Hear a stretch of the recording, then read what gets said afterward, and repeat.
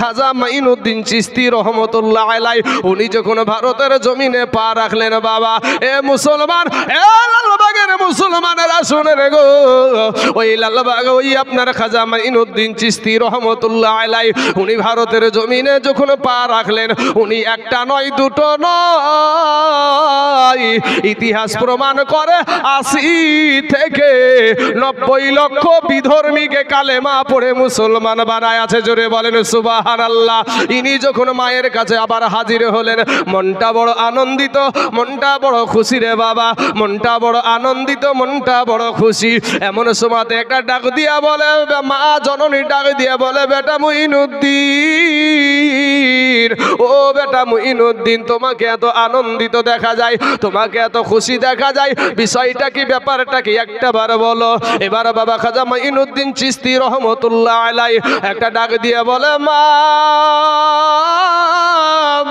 গো, হিন্দুস্তানের জমিনে পা রেখেছিলাম গো মা, আমি হিন্দুস্তানের জমিনে, ইন্ডিয়ার জমিনে আমি গিয়েছিলাম, ওখানে যাওয়ার পরে ও মা একটা নয় দুটো নয় 80 থেকে 90 লক্ষ বিধর্মী কালেমা পড়ে মুসলমান হয়েছে, আমার হাতে হাত দিয়া বায়াত হয়েছে। জোরে বলেন সুবহানাল্লাহ। মা জননী একটা ডাক দিয়ে বলে, বেটা মুঈনুদ্দিন, ও বেটা মুঈনুদ্দিন, এটাতে তোমার কোনো গর্ব করার কোনো সুযোগ নাই, এটাতে তোমার আনন্দিত হওয়ার কোনো সুযোগ নাই, এটাতে তোমার খুশি হওয়ার কোনো সুযোগ নাই। মুঈনুদ্দিন বলে, মা গো, কিসের জন্য এই রকম কথা বলছো মা? আমি মুঈনুদ্দিনের হাতে হাত দিয়ে কালেমা পড়ে 80 থেকে 90 লক্ষ বিধর্মী কালেমা পড়ে মুসলমান হলো, ও মা কেন আনন্দিত হব না? মা একটা ডাক দিয়ে বলে, বেটা মুঈনুদ্দিন, ও বেটা মুঈনুদ্দিন, শোন রে বেটা, আজকে তুমি যা কিছু হয়েছো আমি মা জননীর কারণে হয়েছো। জোরে বলেন সুবহানাল্লাহ। ও বেটা মুঈনুদ্দিন, আজকে তুমি যা কিছু হয়েছো আমি মা জননীর ত্যাগের কারণে হয়েছো। মুঈনুদ্দিন বলছে, মা তুমি আমার জন্য কি এমন ত্যাগ স্বীকার করেছো যে তোমার জন্য নাকি আমি এই রকম দরজা পেয়েছি? মা একটা ডাক দিয়া বলে, বেটা মুঈনুদ্দিন রে, ওরে বেটা মুঈনুদ্দিন, যখন তুমি আমার পেটে এসেছিলে রে বেটা, ওই পেটে থাকা অবস্থায় আমি তোর মা বেটা রে, আমি একটা রাত্রি তাহাজ্জুদের নামাজ কাজা করি নাই। জোরে বলেন সুবহানাল্লাহ। একটা রাত্রি আমি তাহাজ্জুদের নামাজ কাজা করি নাই। কিন্তু আমাদের মা আমাদেরকে পেটে নিয়া, আপনার আমার সন্তানকে পেটে নিয়া আমাদের মা কি করে আপনার বিবেককে জিজ্ঞেস করেন। আপনার বিবেক বলে দিবে যে আপনার বিবি আপনার সন্তানকে পেটে নিয়ে কি কি কাজ করেছে, আপনি নিজেরাই সাক্ষী আছেন। মুসলমান বাবাজিরা, মা আর একটা ডাক দিয়ে বলছে, মুঈনুদ্দিন রে, আমি তোমাকে পেটে নিয়া আমি একটা রাত্রি কোনোদিন আমি তাহাজ্জুদের নামাজ কাজা করি নাই। ওরে বেটা মুঈনুদ্দিন, বেটারে তুমি যখন দুনিয়াতে প্রসব হইলা, তুমি যখন দুনিয়াতে আসলা, ও বেটারে আমি তোর মা, ও বেটা মুঈনুদ্দিন, বিনা ওযুতে, ও বেটা ওযু না করে আমি তোর মুখে আমি কোনোদিন দুগ্ধ দিই না। জোরে বলেন সুবহানাল্লাহ। আর আমাদের মা, একটু নিজের বিবেককে জিজ্ঞাসা করেন, পেয়ে যাবেন বাবা। জান্নাত অত সোজা না। জান্নাতে যেমন আল্লাহর নিয়ামতের কোনো শেষ নাই, কিন্তু বাবা সেই জান্নাত পেতে হলে আপনাকে তো সেই কষ্টটা করতে হবে। আপনি ফসল বুনিয়েছেন, ফসলে তো আপনাকে কাজ করতে হবে, খাটতে হবে, তারপরে মেহনত করার পরে তো বাড়িতে ফসলটা আসবে, নচেত কি করে আসবে? ও মুসলমান ভাই, আজকে তুমি কি শুধু ভাবছো যে আমি এই করে মরে গেলে কি জান্নাত পেয়ে যাবেন? না বাবা, আল্লাহর গোলাম হয়ে যান। আমার আল্লাহ বলছে ওমা খলাকতুল জিন্না ওয়াল ইনসা ইল্লা লিয়াবুদুন। জিন এবং ইনসানকে আল্লাহ ইবাদতের জন্য সৃষ্টি করেছেন। সেই ইবাদত কতটুকু করেন আপনি? আপনার বিবেককে জিজ্ঞাসা করেন ভাই। আজকে যদি আমাদের গুনহাগুলা, যদি যত গুনহা আমরা করেছি, এই গুনহাগুলা যদি সমাজের মানুষ জানতো, সমাজ মেনে নিত না। বিবি যদি জানতো, বিবি তালাক নিয়ে বাবার বাড়ি চলে যেত। মা বাবা যদি জানতো, সংসার থেকে বেটা সন্তানকে আলাদা করে দিত। এত গুনহা জানা সত্ত্বেও আমার আল্লাহ আপনার ইজ্জত সম্মানকে ঠিক রেখে আপনাকে দুনিয়াতে সম্মানের সহিত চালাচ্ছেন। সেই আল্লাহর শুকরিয়া আদায় করতে আমরা পারি না। আজকে আপনার কালবের, আজকে আপনার বিবেকের আদালত দিয়ে একটাবার চিন্তা করে দেখেন না ভাই, পেয়ে যাবেন আমাদের গুনহার কারণে আমাদের চোখ না পাক, গুনহার কারণে আমাদের হাত না পাক, গুনহার কারণে আমাদের কাল্ব না পাক, আমাদের অন্তরটা না পাক। কত খারাপ নিয়াত করেছি এই অন্তর দিয়া, আজ গুনহার কারণে আমাদের কান না পাক। ও বাবাজি, এখানে চলছে আপনার কোরআন হাদিসের আলোচনা, পাশেই চলছে ডিজে বক্সের আওয়াজ। ও মুসলমান, এরকম কাজ হচ্ছে না? হচ্ছে না ভাই? হ্যাঁ হচ্ছে। কিন্তু বাবা, কখন জানি আজরাইল আসবে রে ভাই। আমি বলবো যে আমার নবীর মোহাব্বতে, আমার নবীকে ভালোবেসে নবীর আদর্শটা গলার মালা করে নিন। বাপ, ছোট্ট ছোট্ট সন্তানেরা কেমন ভাবে সাড়া দিত। আপনাদেরকে একটু বলি যে মোবাইল নিয়ে আজ ব্যস্ত হয়ে গেছি। আজ যদি মসজিদে আজান পড়ে, মসজিদে যখন মুয়াজ্জিন সাহেব আজান দিচ্ছে, যখনই বলছে হাইয়া আলাস সালাহ, আপনি বলছেন আমার সময় নাই, মুয়াজ্জিন আর ইমাম তরাই চালা। কিন্তু বাবা, মসজিদে যেতে চান না। কিন্তু মুমিনের একটা নিশানা হলো এই রকম যে মসজিদে যখনই আজান দিবে, আর মসজিদে যাওয়ার জন্য জানটা ছটফট করবে, কারণ আল্লাহর ডাক পড়ে গেছে, আল্লাহর সাথে দিদার করতে যাবে। জোরে বলেন সুবহানাল্লাহ। আর আল্লাহর সাথে তখনই দিদার হয় কাছাকাছি সবচাইতে, সেই স্থানটা হলো সিজদার টাইমে। জোরে বলেন সুবহানাল্লাহ। আজ সেই জায়গা থেকে আমরা কত দূরে ভাই, আজ কত দূরে। আপনারা ফিরে আসেন, তওবা করে আল্লাহর কাছে ক্ষমা চান, বাড়িতে শিক্ষা দেন, ছেলে মেয়েদেরকে শিক্ষা দেন, বিবিকে আপনি শিক্ষা দেন। আপনার বিবি কিয়ামতের দিন আপনার বিবি আপনার বিরুদ্ধে দাঁড়াবে, আপনার সন্তান আপনার বিরুদ্ধে দাঁড়াবে, আপনার বিটি আপনার বিরুদ্ধে দাঁড়াবে, আপনার বাবা মা আপনার বিরুদ্ধে দাঁড়াবে। সেদিন আপনার প্রতি কেউ মায়া দেখাবে না। তাই ভাই আমার ফিরে আসেন, আপনাদেরকে বলবো, দেখেন আল্লাহরকে পাওয়ার জন্য, নবীকে পাওয়ার জন্য ছোট্ট ছোট্ট দুইটা বাচ্চা মুআজ, এরা দুই ভাই, নবী যখন মসজিদে নববীতে ডাক দিয়েছেন, এই আওয়াজটার মসজিদের ভিতরে নাই, মসজিদের বাইরেও চলে গেছে। খেলাধুলা করছে ছেলে দুটো, নাবালক সন্তান, 13 বছর 12 বছর এইরকম লাগালাগি সন্তান।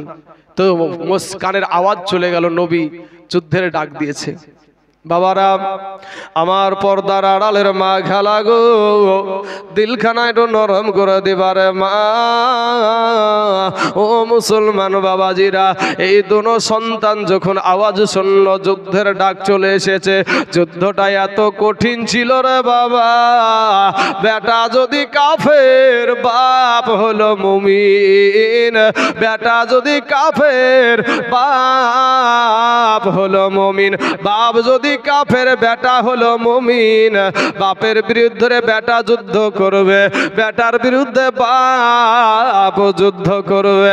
এই সময়তে বাবাজি, ওই দুনো ভাই, ছোট্ট ছোট্ট দুইটা ছেলে বাবা, একটা দৌড় দিয়ে তার মা জননীর কাছে গিয়া হাজির হয়ে গেল। এটা ডাক দিয়া বলে, মা, মা গো, বিদায় দাও গো মা, বিদায় দাও, বিদায় দাও গো মা, বিদায় দাও। মা জননী এটা ডাক দিয়ে বলে, কেন রে বাবা, কিসের জন্য তোমরা বিদায় চাইছো? বলে, আমার দয়ার নবী আমার দয়ার নবী মায়ার নবী যুদ্ধের ডাক দিয়েছে। মা একটা ডাক দিয়ে বলে দুই সন্তানকে দুই কোলের কাছে নিয়ে বলে বেটা রে যুদ্ধের ময়দানটা বড় কঠিন রে বেটা, ওই যুদ্ধের জায়গায় কে যদি যায় হয় কারো কল্লা নিয়ে আসতে হবে আর না হলে কল্লা দিয়ে আসতে হবে। ডাক দিয়ে বলে মা গো যুদ্ধের ময়দানে কল্লা দিতে পারলে তো শহীদ হয়ে যাব, আপনি তো শহীদের মা হয়ে যাবেন। জোরে বলেন সুবহানাল্লাহ। এ বাবারা আমার পর্দার আড়ালের মা খেলা গো, মা একটা ডাক দিয়ে বলে বেটা রে যুদ্ধ তো করবা কিন্তু বাবা তোমরা যে ছোট, এই ছোটদেরকে তো যুদ্ধে তো নিয়ে যাই না। বলে মা তুমি একটা বার বিদায় দাও, এই যুদ্ধের বাবা কাফেরদের তরফ থেকে আপনার কাফেরদের তরফ থেকে আপনার সবাইকে আপনার নেতৃত্ব দিবে। আবু জাহেল আবু সুফিয়ান এরা দিবে বাবাকে নেতৃত্ব, কিন্তু বাবা গো মুসলমানদের তরফ থেকে নেতৃত্ব দিবেন আমার দয়ার নবী। ওই বাচ্চা দুটা বলছে মা, এই মুআজেরা দুই ভাই ডাক দিয়ে বলে মা গো নবী আমাদের দেশের মেহমান গো মা, আজ মক্কা ছেড়ে আজকে মক্কা ছেড়ে ওই কাফেরদের যন্ত্রণায় আমার নবীকে আমাদের দেশে আসতে হয়েছে। শুনেছি আমার নবীকে ওই আবু জাহেল নাকি কঠিন কষ্ট দিয়েছে, গালাগালি দিয়েছে। আমার নবী যখন ওখান থেকে হিজরত করে আসবে তখনও নাকি আমার নবীকে শান্তিতে আসতে দেয় নাই।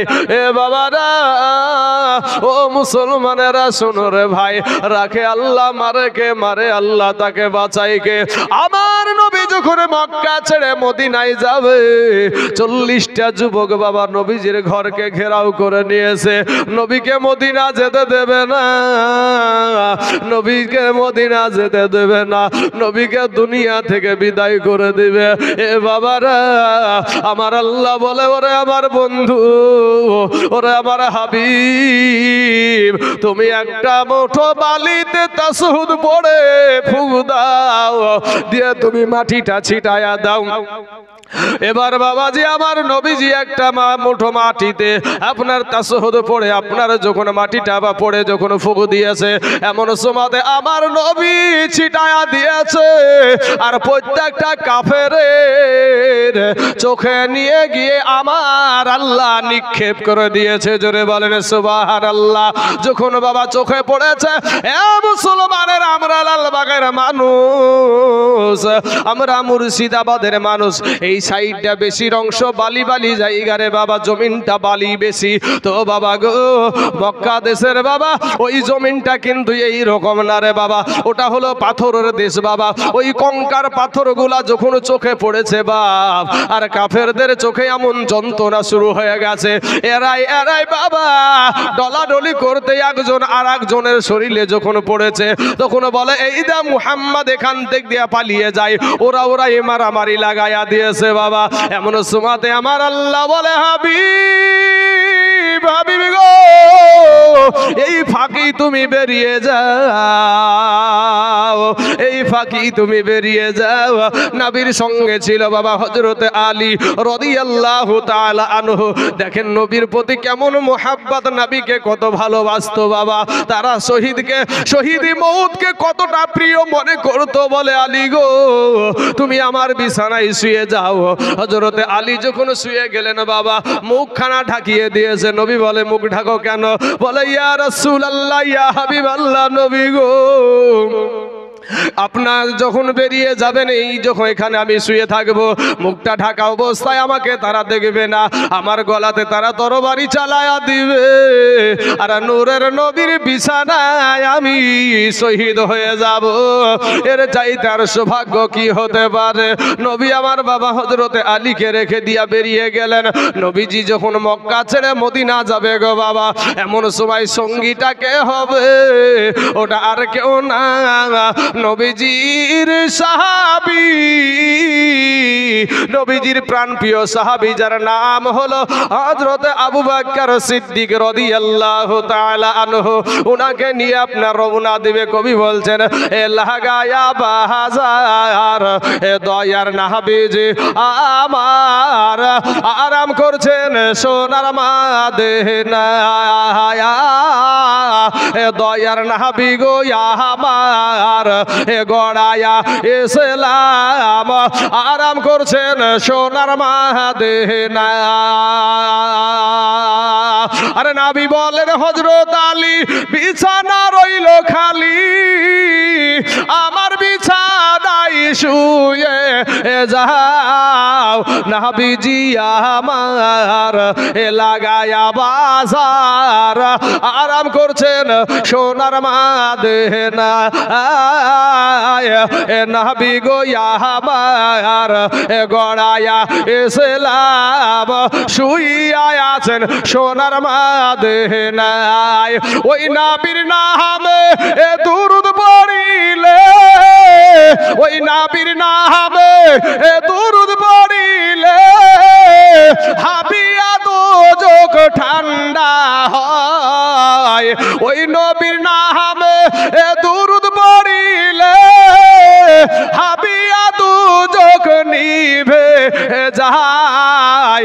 দয়ার নবী গো আমার লাগায়া বাজার আরাম করছেন সোনার মদিনায়, দয়ার রাসূল গো আমার গড়ায়া ইসলাম শুইয়া আছেন সোনার মদিনায়। ওই নবীর উপরে মহব্বতের সহিত আজকে আপনাদের ইমাম সাহেব আমার আইয়ুব মামা প্রত্যেক জুম্মার দিন আপনাদেরকে বয়ান করে শোনায় রে বাবা। এরপরও মসজিদে মুসল্লি নাই, এরপরও বাবা মসজিদে মুসল্লি আসে না, 5 ওয়াক্ত নামাজে আসে না। জুম্মার দিনে যা হয় হয়, কিন্তু 5 ওয়াক্ত নামাজে কিন্তু মুসল্লি তেমন পাওয়া যায় না। কারণ কি, বিষয়টা কি বাবা গো? ও সোনা মানিক দেখেন বাপ, আমার নবীর কথাকে সাহাবীরা কেমন করে মানত। আজকে বাবা গো ও মুসলমান ভাইয়েরা রে আমার, আজকে আলেমুল আমার কথা আপনারা শুনতে রাজি হন না। আজকে আলেমুল আমার কথাকে আপনারা বৃদ্ধা আঙ্গুলি দেখায়া দেন। ও মুসলমান ভাই একটা বার শুনেন গো, আমার দয়ার নবীজি 6 মাস আগে আবু বকর সিদ্দিক রাদিয়াল্লাহু তাআলা আনহুকে বলেছে, আবু বকর গো হয়তো আমাদেরকে মক্কা ছেড়ে মদিনা চলে যেতে হবে আল্লাহর হুকুমে। এবার বাবা আমার দয়ার নবী নিজের রুম থেকে বেরিয়ে গিয়া আপনার আবু বকর সিদ্দিকের বাড়িতে গিয়া, কেউ বলেছে আবু বকর এই পুরা নামটা ব্যবহার করেছিল নবীজি, আর কেউ বলছে না আবু বলতি নবীর জন্য আবু বকর দরজা খুলে দিয়েছিল। জোরে বলেন সুবহানাল্লাহ। ডাক দিয়া বলে নবী আমার বলছে আবু বকর গো একটা বার বলো তুমি কি ঘুমাও না গো আবু বকর? আবু বকর একটা ডাক দিয়া বলেন ইয়া রাসূলুল্লাহ ইয়া হাবিবাল্লাহ, নবী গো ও গো নবীজি আপনি যেই দিন আমাকে বলেছিলেন আবু বকর হয়তো আল্লাহর হুকুমে মক্কা ছেড়ে মদিনায় চলে যেতে হবে, আল্লাহ গো নবীজি ইয়া রাসূলুল্লাহ ইয়া হাবিবাল্লাহ, নবী গো বিদেশে যেতে বাইরে সফরে যেতে যা কিছু লাগে ওগুলাকে আমি একটা পুটলার মধ্যে বেঁধে নিয়া, একটা কাপড়ে বেঁধে নিয়া আমি মাথায় করে নিয়া সারা রাত্রি দরজায় আমি হেলান দিয়ে দাঁড়িয়ে থেকে যাই, কোনদিন আমি বিছানায় পিঠ লাগাই না। জোরে বলেন সুবহানাল্লাহ। ওরে আমার আবু বকর এত মুহাব্বত করো, চলো কাফেররা হয়তো চলে আসবে বাবা। এবার বাবাজি আবু বকরকে নিয়ে আমার দয়ার নবীজি চলে যায়। কাফেররা কত খারাপ ছিল হে মুসলমান ভাইয়েরা। আবু বকর এক একটা বার নবীর ডানে যায়, একটা বার নবীজির বামে যায়, একটা বার সামনে যায়, একটা বার পিছনে যায়। আমার নবীজি ডাক দিয়ে বলে, আবু বকর তুমি এরকম কেন করো? আবু বকর এটা ডাক দিয়ে বলেন, ইয়া রাসূলুল্লাহ, ইয়া হাবিবাল্লাহ, নবী গো, ওগো নবীজি, কোন দিক থেকে জানি কাফেররা আপনাকে তীর মারে, কোন দিক থেকে আপনাকে জানি বল্লম মারে গো নবী। নবী গো, ওই বল্লমের আঘাত আমি আবু বকরের শরীরে লাগবে, এরপরও দয়ার নবীর শরীরে আঘাত লাগতে দেব না। জোরে বলেন সুবহানাল্লাহ। এ বাবারা, ওই ছোট্ট ছোট্ট বাচ্চা দুটা বলছে, মা এত কষ্ট দিয়া আমার নবীকে তারা তাড়াইয়া দিয়েছে, আমাদের দেশের মেহমান গো মা, মা বিদায় দাও, আমরা তরবারি না চালাতে পারলেও গো মা, আমরা নবীর সম্মুখে আমরা ঢাল হয়ে যাব। কাফের বেদিনেরা আমার নবীকে লক্ষ্য করে যখন তীর মারবে, আমাদের বুকে তীর লাগবে গো মা, কিন্তু দিনের নবীর শরীরে আঘাত লাগতে দিব না। জোরে বলেন সুবহানাল্লাহ। আজকে সেই যুবকেরা, সেই মুসলমান ছেলেরা আজকে নবী চিনে না, আল্লাহ চিনে না, কোরআন চিনে না রে বাবা। ও মুসলমান দরদি ভাই, এই দুই সন্তানকে ডাক দিয়া বলছে, বেটা রে, তোরা আবার ফিরে আসবি বলে আমি তোদেরকে বিদায় দিব না রে বেটা। আমার দুনিয়ার জমিনে আমার স্বামী নাই, আমার তোরা দুই সন্তান ছাড়া তো আমার কেউ নাই। এরপরও আজকে যদি তোদের বাবা থাকতো, নবীর পক্ষে আজকে যুদ্ধে রওনা দিত, তোদের বাবা নাই, কিন্তু বেটারে যা, নবীর পক্ষে গিয়া বীরের মতো দাঁড়িয়ে যা।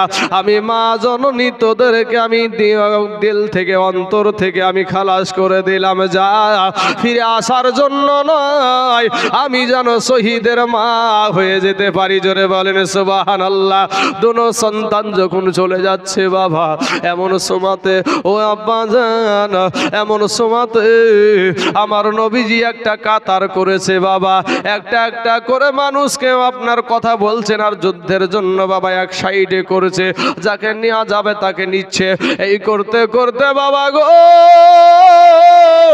একটা সময় দেখছে বাবা, দুইটা ছোট্ট ছোট্ট সন্তান, এদেরকে তো আকারে বড় দেখা যায় না,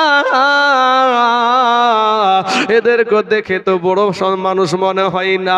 দুই ভাই নবীর ভালোবাসা কত অন্তরে দেখেন গো বাপ, আঙ্গুলের উপরে ভর করে উঁচা হয়ে দাঁড়িয়ে আসে।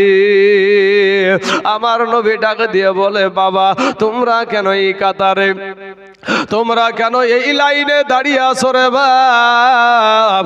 দুনো সন্তান ডাক দিয়ে বলছে, হুজুর, ইয়া রাসূলুল্লাহ, ইয়া হাবিবাল্লাহ, নবী গো, আপনি যুদ্ধের ডাক দিয়েছেন, এর কারণে যুদ্ধে যাবার জন্য এসেছি।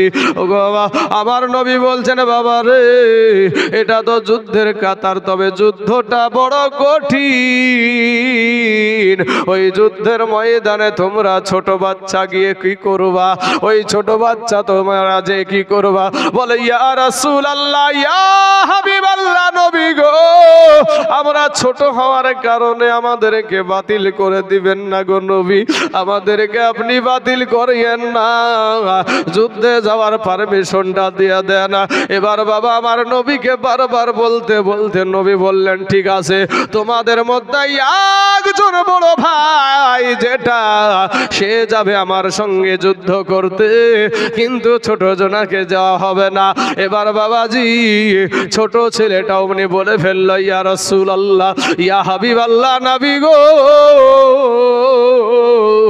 ওগো নবীজি, আমার ভাইজান বয়সে বড় হতে পারে, কিন্তু ওর চাইতে আমার শরীরে শক্তিটা বেশি।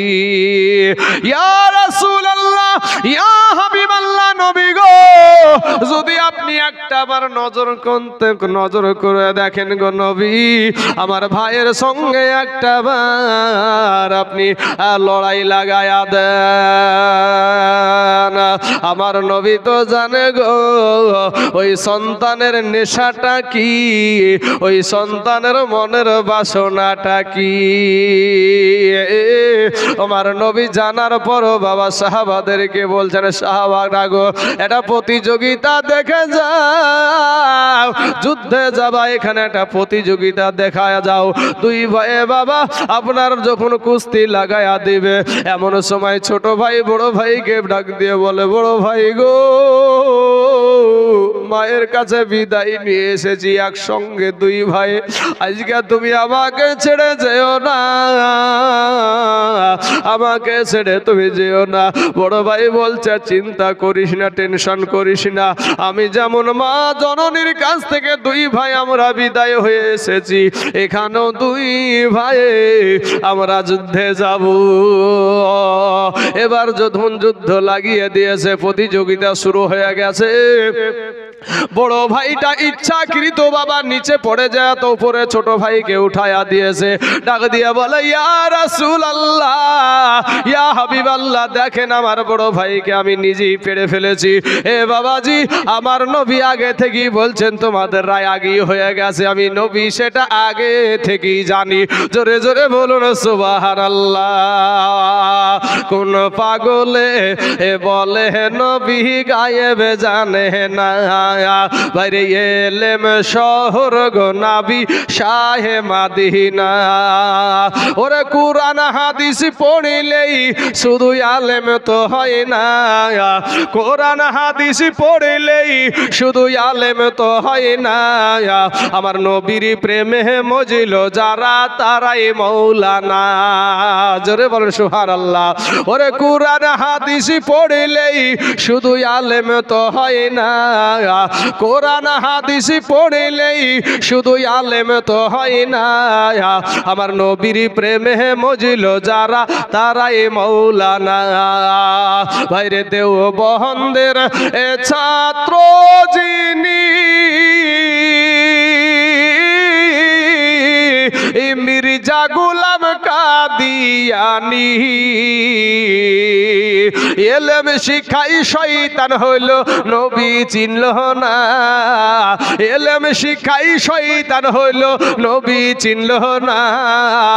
কোন পাগলে বলে নবী গায়েবে জানে না, কোন পাগলে বলে নবী গায়েবে জানে না।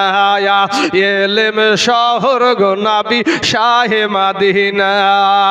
ওরে কুরআন হাদিস পড়িলেই শুধু আলেম তো হয় না, কোরআন হাদিস পড়িলেই শুধু আলেম তো হয় না। আমার নবীর প্রেমে মজিল যারা তারাই মৌলানা, নবীর প্রেমে মজিল যারা তারাই মৌলানা।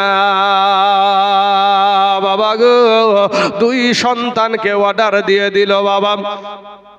দুই সন্তানকে যখন অর্ডার হয়ে গেল, এ মুসলমান যুবকেরা, নৌজওয়ানেরা, তরুণারা, মা খালারা গো, ছোট্ট ছোট্ট দুইটা ছেলে। আমাদের সমাজে হলে কত রকমের কত ফতুয়াবাজি হতো রে বাবা। কোন দিক দিয়ে বাইরে বের হয়ে যায় এটাই রাস্তা খোঁজা হয়, একদিক দিয়ে বাবা পারে না তো আর এক দিক দিয়ে রাস্তা খুঁজে। এই বাবাজি আর দুই সন্তান যুদ্ধে যাওয়ার জন্য, শহীদি মৌতের জন্য বাবা, শহীদি মৌত পান করার জন্য পাগল হয়ে গেছে রে বাবা। এবার যুদ্ধের ময়দানে গিয়া দেখছে বাবা গো, ওই বদরের প্রান্তরে রে বাবা কাফেরদের যত সৈন্য সমন্তরা ছিল রে বাবা, ওই কাফেরেরা আগে থেকে ওখানে এসে হাজির হয়ে গেছে। হাজির হওয়ার পরে বাবা উঁচা উঁচা জায়গাগুলা তারা দখল করে নিয়েছে। এবার বাবাজি আমার দয়ার নবী, আমাদের দয়ার নবী, মায়ার নবী, আমার রহমতের নবী, জায়গা হয়েছে বালি, মরুভূমি মরুভূমির বালি রে বাবা, আপনারা তো জানেন গো বালিতে বেশি হাঁটা যায় না, দৌড়া যায় না। এক পা সামনে আগালে মনে হয় আর এক পা পিছনে আগায়া গেল, এটাই মনে হয় বালিতে দৌড়াদৌড়ি করা যায় না। আমার দয়ার নবী মায়ার নবী রাত্রি বেলায় তাবু গাড়লেন রে বাবা। এরপরে আমার নবী বাপ আল্লাহর কাছে দোয়া করে, ফরিয়াদ করে, আল্লাহর কাছে দোয়া করে, আল্লাহ গো মুসলমানদেরকে আল্লাহ তুমি জয় করে দাও। এ বাবারা, সারা রাত্রি আমার নবীজি আল্লাহর বাবা ইবাদত করে গো। একজন সাহাবী বারবার নবীর তাবুর কাছে যায়, দেখেন নবী আল্লাহর প্রেমে মাশগুল। আমার আল্লাহ বলে, ও আমার বন্ধু যাও, আমি বলে দিলাম মুসলমানদের জয় হবে। এ বাবাজি, ওরা আপনার লক্ষ লক্ষ হাজার হাজার কাফের হতে পারে গো, ওদের হাতে তরবারি থাকতে পারে, কিন্তু মুসলমানের হাতে আছে পাথর, মুসলমানের হাতে আছে খেজুরের ডাল। এই খেজুরের ডালকে আমার আল্লাহ তরবারি বানাইতে পারে। জোরে বলেন সুবহানাল্লাহ। এ মুসলমান বাবাজিরা, আল্লাহর ফারিস্তারা নেমে গেল। ও মুসলমান, সন্ধ্যা সকাল বেলাতে বাবারে এত বছর পানি বৃষ্টি আরম্ভ হয়ে গেল, পাহাড় গুলা পিছলা হয়ে গেল, পাহাড়ে আর দাঁড়িয়ে থাকা যায় না, পাহাড়ে আর বাবা অবস্থান করা যায় না। আর যখন বৃষ্টি হয়েছে মাটিগুলা জমাটো হয়ে গেছে বাবা, মাটি যখন জমাটো হয়ে গেছে, ওই দিকে কাফেরদের যত জায়গা করেছিল বাবা, সব জায়গা ছেড়ে নিচের দিকে অবস্থান করতে হলো। এমন সময়তে যুদ্ধ শুরু হয়ে গেছে। ও বাবাজি, আমার দয়ার নবীর মোহাব্বতে দেখেন ওই দুইটা সন্তানের কতটা মোহাব্বত, কতটা ভালোবাসা। ওই দুইটা সন্তান আল্লাহর নবীর একটা সাহাবী। ও বাবাজি, জিন্দাবাদ, আল্লাহু আকবার, নারায়ে তাকবীর, নারায়ে রিসালাত, মাসলাকে আলা হযরত উলামায়ে আহলে সুন্নাত মাওলানা মোহাম্মদ ওয়াইস রেজা কাদরি সাহেব, নারায়ে তাকবীর, নারায়ে রিসালাত। এই দেখেন বাবা, আপনাদের সুপরিচিত প্রধান বক্তা আপনাদের সম্মুখে হাজির হয়ে গেছে। বক্তা বসিয়ে রেখে আমার বক্তব্য দেওয়া পেশা নাই, বক্তাকে বসে রেখে আমি বক্তব্য দেওয়াটা ভালোবাসি না। এই দুই সন্তান বাবাজি কি করলো জানেন? এ বলছে সবচাইতে বড় মস্তান হলো আবু জেহেল। আল্লাহর নবীর সাহাবীকে বলে, আল্লাহর নবী সাহাবীকে বলছেন, ওগো চাচা বলেন তো ওই আবু জেহেল কোনটা? বলে ওই দেখো ঘোড়ার ওপরে যেটাকে দেখা যাচ্ছে ওইটি হচ্ছে আবু জেহেল, সবার মাথার উপর দিয়ে যাকে দেখা যায়। তখন বলছে কি করবা তোমরা আবু জেহেলকে? বলে ওকে শেষ করব, দুনিয়া থেকে বিদায় করব। তো ওই সাহাবী বলছেন যে ওই সন্তান দুটার, ছোট বাচ্চা দুটার কথা শুনে আমার ঈমানটা আরো শক্ত হয়ে গেল। জোরে বলেন সুবহানাল্লাহ।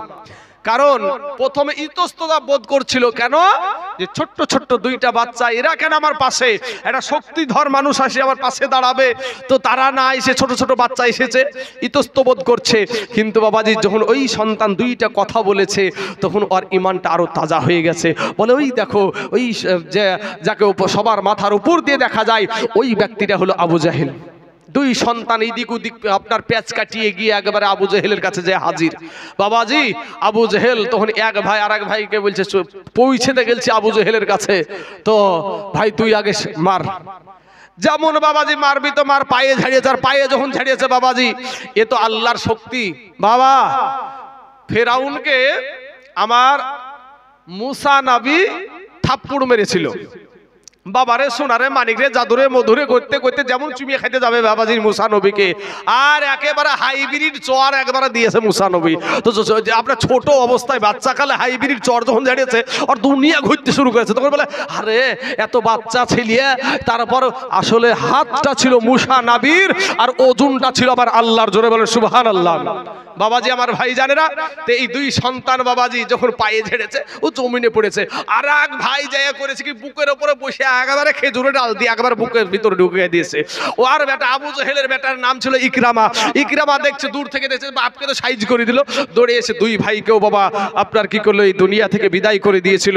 ও মুসলমান আমার যুবক ভাইয়েরা, কিন্তু ওই ছোট্ট ছোট্ট দুইটা ছেলেতে এই এত বড় কাফিরকে এই দুনিয়া থেকে জাহান্নামে পাঠিয়ে দিয়েছে। আমরা সেই মুসলমান, আমরা সেই মুসলমান। তবে বাবাজি অন্যায় করে কাউকে আঘাত করা যাবে? এটা আমার নবীর আদর্শ না। যেই নবীর আদর্শ আমি সারাটা সময় করে গেলাম, যেই নবীর বায়ান, যেই নবীর আদর্শ নিয়ে কথা বলে গেলাম, ওই নবীর আদর্শ নিয়ে দুনিয়া করেন। বাবাজি আমার সোনা মানিকেরা, আবার ভাই জানের আব্বা জানের আগো আমি আপনাদেরকে বলবো, ইহ জগৎ সুন্দর হবে, পর জগৎ সুন্দর হবে। শেষ বেলায় শেষ মুহূর্তে একটা কথা বলি বাবাজি আপনাদেরকে, যদি আপনাদের কন্যা সন্তানকে যদি ইসলামিক শিক্ষায় শিক্ষা করাতে চান, যদি মনে করেন যে আমার মেয়েটাকে আমি আলিমা বানাবো, আমার মেয়েটাকে আমি হাফিজা বানাবো, তাহলে আপনাদেরকে একটা জায়গার সন্ধান আমি দিয়ে যাচ্ছি। আমি তাইজুল ইসলাম বাবাজি, একটা জলঙ্গি থানা সাহেব রামপুর সবজি পাড়ায় মহিলা